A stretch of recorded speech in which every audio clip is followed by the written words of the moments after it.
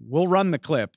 I get it. He says he's not interested in a jump to the NFL, but that's not the way the current media landscape works. So it was not surprising to me to see on FS1's Speak last week, Michael Irvin talking to Coach Deion Sanders at Colorado about any potential interest in coaching in the NFL.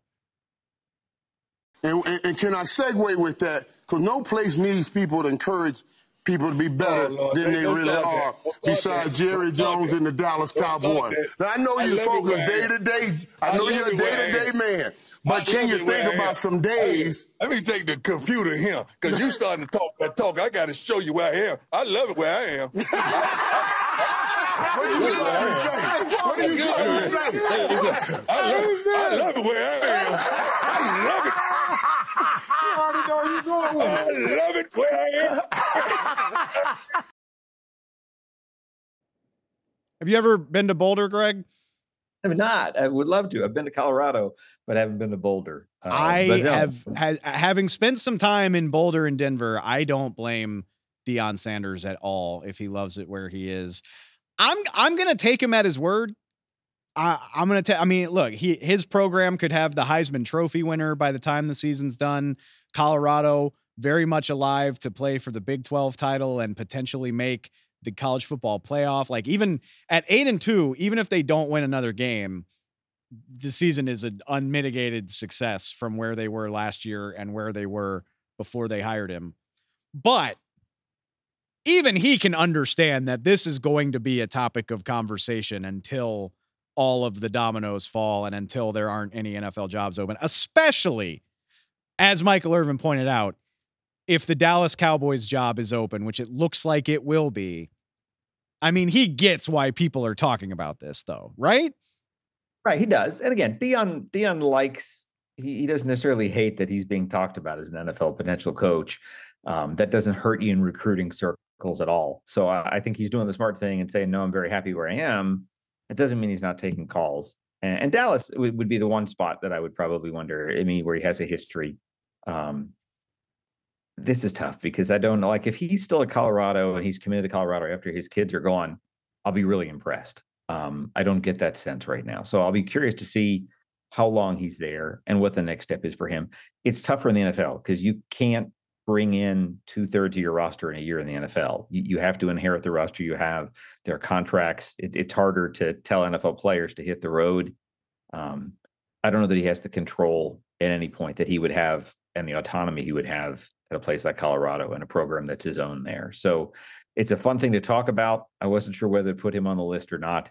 I tend to think it doesn't happen, but he's definitely a name that will bring all kinds of intrigue to any fan base and any team that's not happy with their coach right now, just because of the energy and the upside that's there, even if he's never even coached a day in the NFL as a position coach or a coordinator or anything else. I don't think it's likely either.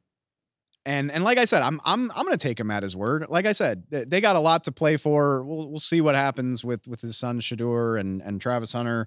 It's been fun watching him. But let's end this here, because really it is that Cowboys job that makes this interesting to me.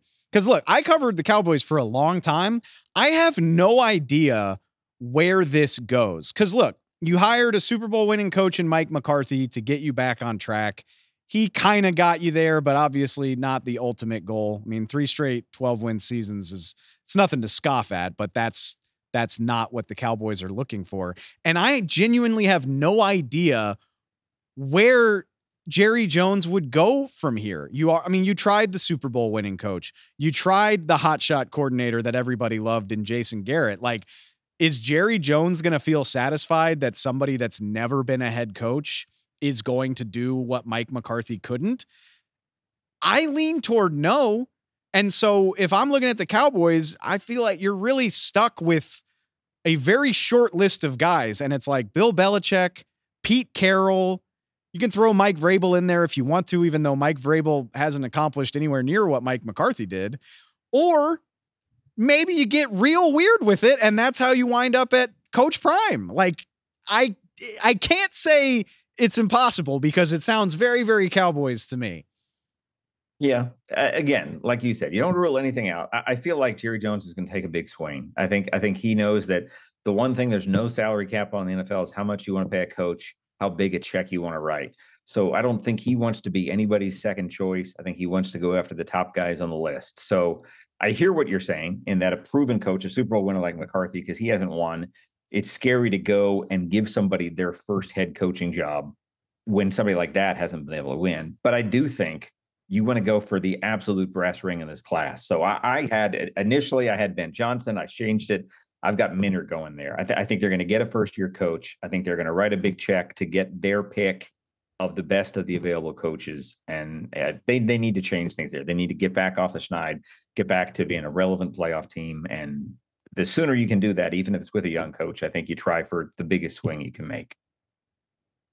If the Cowboys hire Jesse Minter, I'll Venmo you money for a drink. And that's not a knock on Jesse Minter at all. It's just, it would be a bold statement by the Cowboys. And I think there's a million Cowboy fans that would love to see them throw a blank check at Ben Johnson as well. But I don't buy that the Cowboys are going to be willing to put that much faith in an unknown commodity, but we'll see. I mean, that's his MO.